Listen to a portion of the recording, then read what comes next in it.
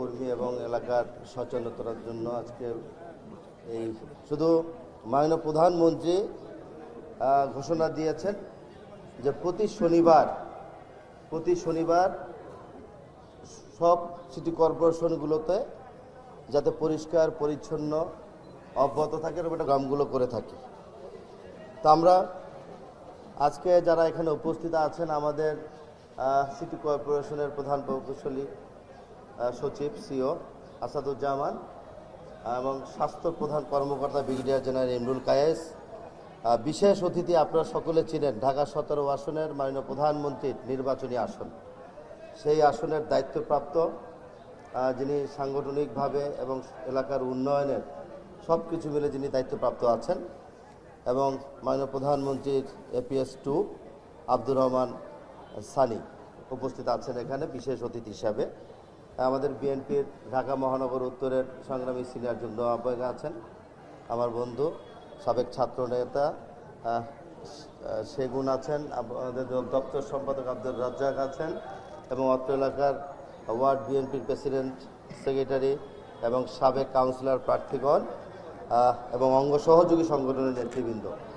আমার এখানে বলার উদ্দেশ্য একটাই, সেখানে হলো আমরা যদি প্রতিটা এলাকায় এমনিভাবে আরও বড় পরিসরে আমরা যদি এই কর্মসূচিগুলো অব্যাহতভাবে করতে পারি, এলাকার সচেতনতার আমরা বর্জ্য ব্যবস্থা ময়লাটাকে আমরা কিভাবে ক্লিন করব, এই বিষয় নিয়ে কিন্তু আমাদের কথা। এই বিষয়গুলো যদি আমরা ধারণ করে যার যার এলাকায় কাজ করি তখন কিন্তু আমাদের প্রতিটা এলাকায় আমরা এটার সুফল আমরা কিছুটা হলেও পাবো ইনশাআল্লাহ।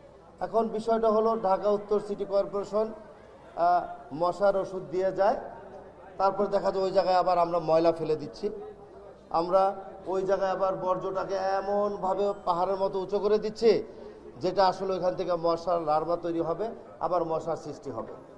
তো সেই কারণে মাননীয় প্রধানমন্ত্রী আমাদের বিএনপির চেয়ারম্যানও, উনি আমাদের নেতা, উনি শুধু এখন আমাদের নেতা না, উনি হলো বাংলাদেশের সকল মানুষের নেতা এবং অভিভাবক। সেই কারণে ওনাকে অনুসরণ করার দায়িত্ব আপনাদের সকলের। দীর্ঘ অনেক বছর আপনারা কষ্ট করেছেন, এটাও সত্যি কথা, কিন্তু কষ্টের পরে সবাই বলেছিলাম যে আগামীতে আমরা প্রধানমন্ত্রী হিসাবে জনাব তারেক রহমানকে চাই। আপনারা তো স্লোগানই দিয়ে বলেছিলেন তো স্লোগান দিয়ে যখন বলেছি আগামীর রাষ্ট্রনায়ক আগামীর প্রধানমন্ত্রী জনাব তারেক রহমান, তো জনগণ তো 12 তারিখে ভোট দিয়ে নির্বাচিত করে দিয়েছে বিশ্বাস করে আস্থা রেখে। তাহলে জনাব তারেক রহমানের কাজগুলো আমাদেরকে অনুসরণ করতে হবে। প্রথম হলো আমাদের এটা নৈতিক দায়িত্ব, সেই দায়িত্ববোধ থেকে আমরা কি সবাই করি, এটা আমার একটা প্রশ্ন। যারা এখনো না করি তাদের উচিত হবে অতি দ্রুত তাকে অনুসরণ করা এবং সেই কাজগুলো সামাজিকভাবে যত উন্নয়ন কাঠামো আছে সেখানে নিজেকে সম্পৃক্ত রাখা। এর বাইরে আমাদের দলের অন্য কোনো জায়গায় তার কোনো স্থান থাকতে পারে না। এই যে ফুটপাত দেখেন আমরা উচ্ছেদ করছি, একদিকে উচ্ছেদ করছি আর একদিকে আবার মোটামুটি তারা প্রিপারেশন নিয়ে 72 ঘন্টা হোক 48 ঘন্টা আবার চেষ্টা করছে। তাহলে এটা আমাদের দায়িত্বটা কি? আমাদের কি দায়িত্ব? এই ওয়ার্ডে যারা আছেন তাদের দায়িত্ব উচ্ছেদ অভিযানের পরে ওই জায়গায় গিয়ে অন্ততপক্ষে তাদের মনিটরিং করা, যাতে আবার পুনরায় তারা বসতে না পারে। আমি অনেকে বলে যে এটার সাথে বিএনপি অঙ্গ সংগঠন জড়িত, অনেকে বলে, আসলে আমি খোঁজ করে দেখেছি কেউ নয়, আমার দলের কেউ জড়িত নাই। অতীতে ফ্যাসিজমের আমলে যারা করতো একই কায়দায় তারা করে, আবার নতুন করে আবার ওই যে অন্য ভেসে একদম ভদ্র ভেসে টুপি টুপি পরে আসে তারাও জড়িত। বাট নামটা পড়ে গিয়ে আমাদের, কারণ সরকার পরিচালনা রাষ্ট্র পরিচালনার দায়িত্ব এখন আমরা, এই কারণে আমাদেরকে সজাগ থাকতে হবে। এটা গেল একটা সাবজেক্ট।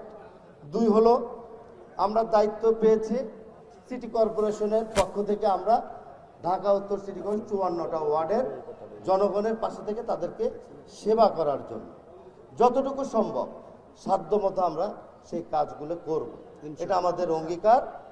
আর বিশেষ করে আমরা যেখানে বসে আছি সেটা মাননীয় প্রধানমন্ত্রীর নির্বাচনী আসন এবং উনি এই জায়গা থেকে এমপি নির্বাচিত হয়েছে।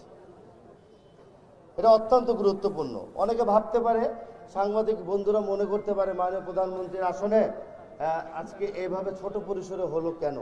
এটা প্রশ্ন আমাকে একটু পরে করতেই পারে, কিংবা যদি করে আমি সেই জবাবটা দেওয়ার জন্য প্রস্তুত আছি। এটা আসলে আমাদের ওই ধরনের কোনো অনুষ্ঠান ছিল না।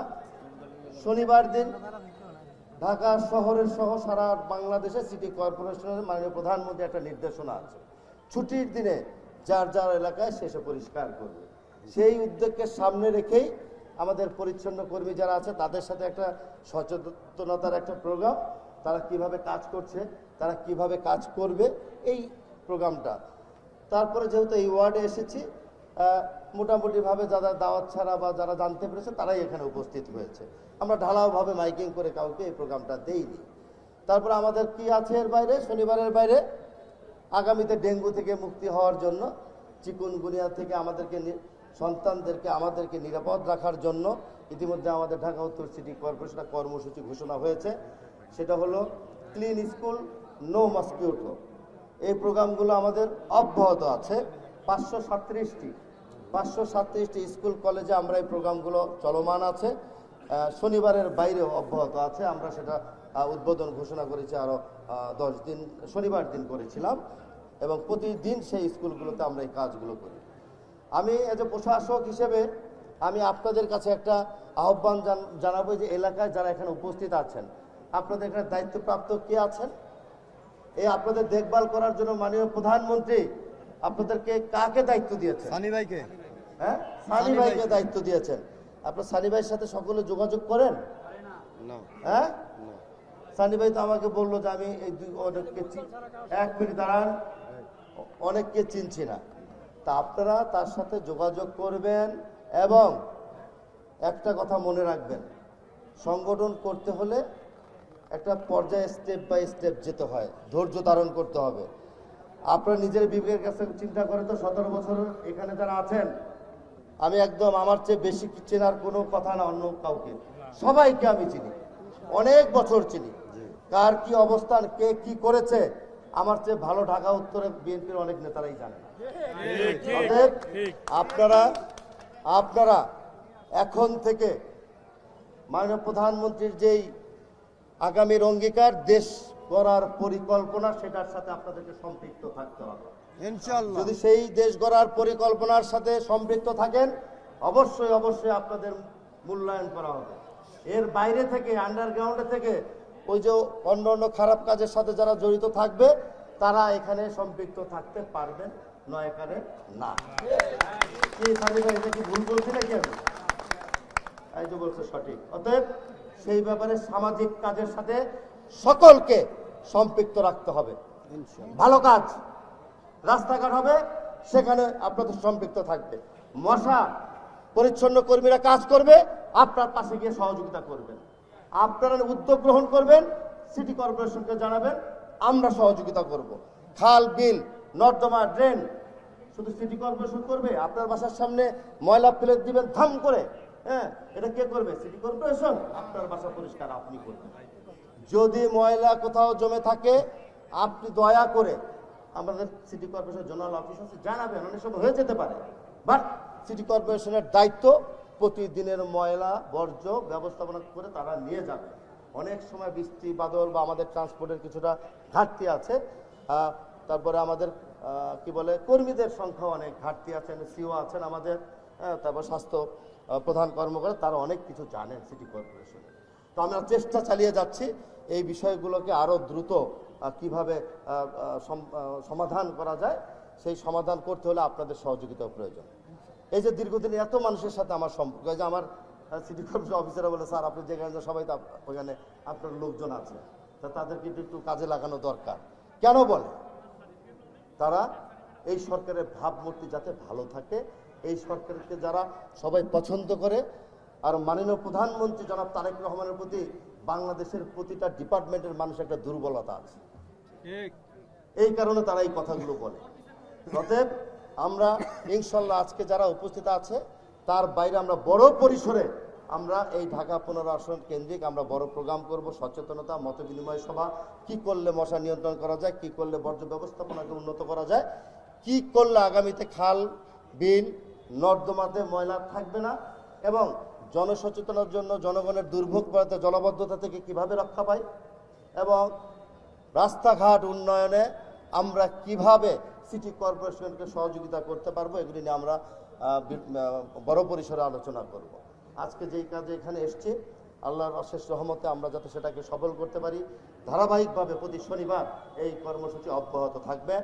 আপনারা সকলে ভালো থাকবেন।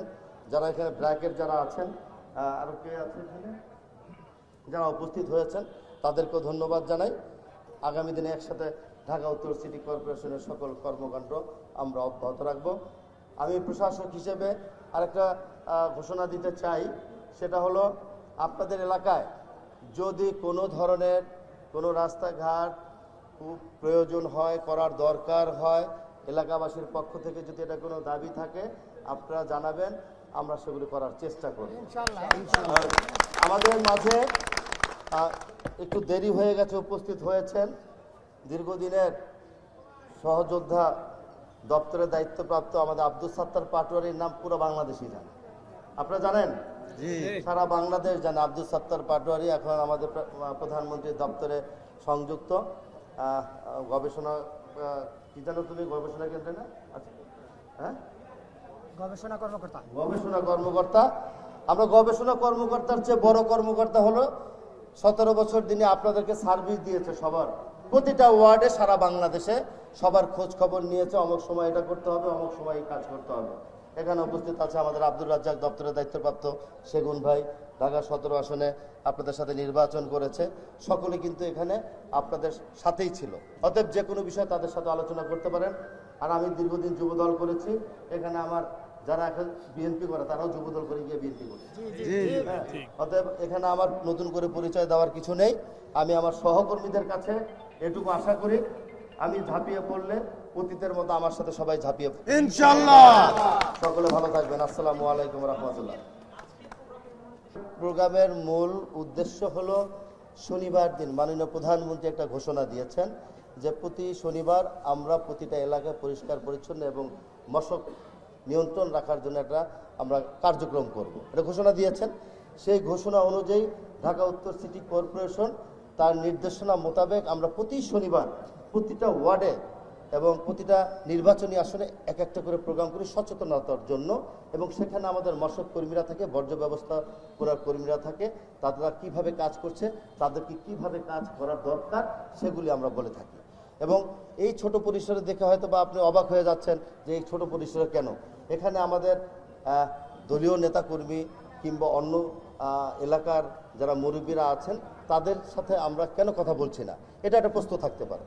এটা হলো প্রস্তুতি সবার মতো আমাদের কর্মীদেরকে নিয়ে আমরা পরবর্তীতে বৃহৎ পরিসরে আমরা আসন ভিত্তিক একটা কর্মসূচি করব, সেইটার একটা প্রস্তুতি সভা বলতে পারলাম।